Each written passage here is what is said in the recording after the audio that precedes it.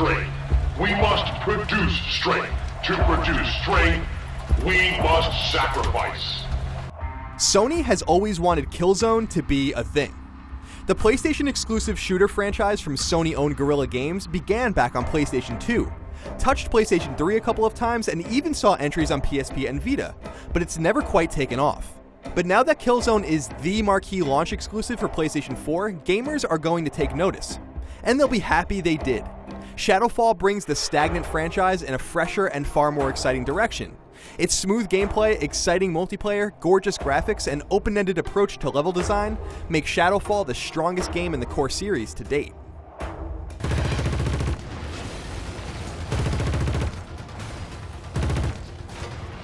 Shadowfall's plot attempts to take the series away from a straightforward, war-torn scenario, and puts it into something more nuanced.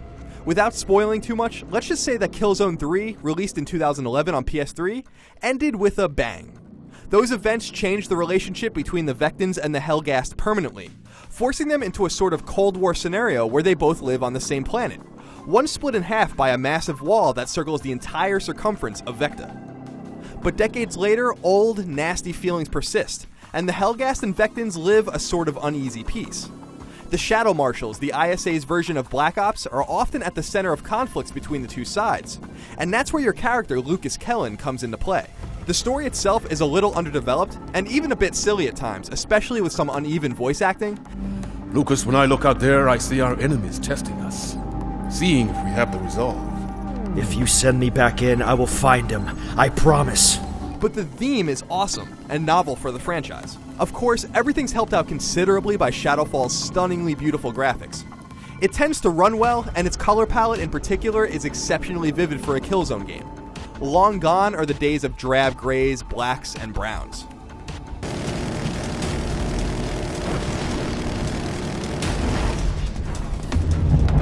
What's immediately apparent when you start playing Shadowfall is that it feels lighter than previous Killzones. Your character is no longer encumbered by considerable arbitrary weight, and movement is inherently faster and snappier as a result. This makes Shadowfall's occasional emphasis on stealth in particular all the more powerful, although slinking around behind enemies for brutal melee kills isn't always as responsive as it could be, resulting in a half-assed smack of the rifle instead of a knife attack you wanted. Likewise, your enemies are no longer stoic bullet sponges. Shadowfall has taken a page out of the books of more popular mainstream shooters. Think Call of Duty or Halo. And while that might sound like a removal of what makes the Killzone series feel distinct, rest assured it works out wonderfully in the end. Unfortunately, the Helghast are sometimes easier to fell because the AI isn't always up to snuff, and not because they simply tend to take less damage. You'll occasionally encounter enemies that don't quite turn on when you approach, shoot into walls, and don't practice much by way of self-preservation. What I love most about Shadowfall's single-player component is its non-linear mission structure. No, the game doesn't take place on a wide-open map, but missions do allow you to do certain things in any order you want. It gives a feeling of ownership over how missions play out. Do you disable the security system before attacking so that reinforcements aren't called in? Do you sneak around and stab people or come in guns blazing? Do you use secret passages to cut through parts of the map or go through the front door? Choice is always good, and while it's not nearly to the degree you'll find in other games like Deus Ex, Killzone is no longer simply a 10-hour corridor shooter either. Instead, it's a 10-hour-long shooter with a wide variety of environments to explore and situations to work your way through, often in ways you deem fit. Your robotic friend Owl is also a nice addition.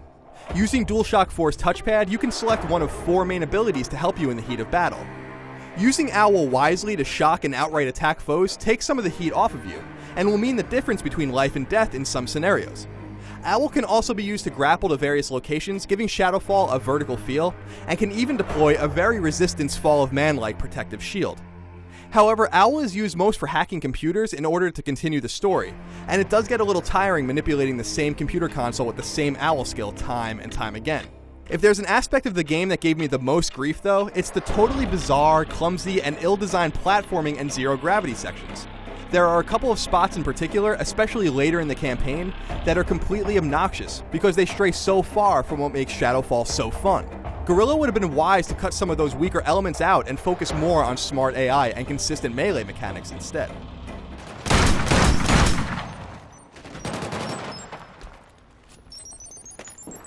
Since Killzone 2, the core Killzone experience for the biggest fans of the franchise has always been its multiplayer component, and I'm pleased to report that Shadowfall is a blast to play online.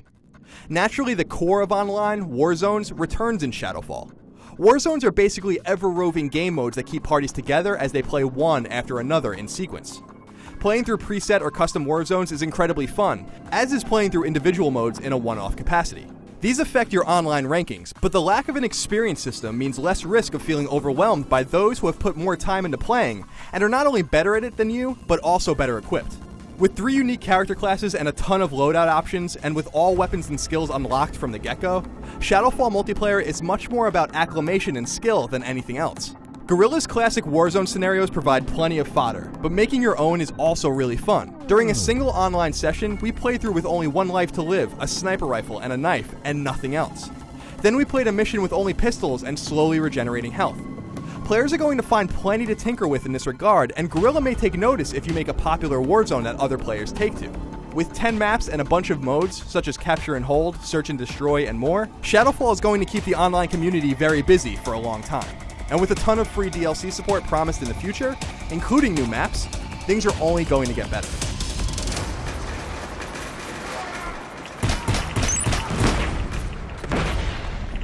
Killzone Shadowfall is a great launch game for PlayStation 4, one that provides a solid single-player experience and a really fun and engaging multiplayer environment to get lost in.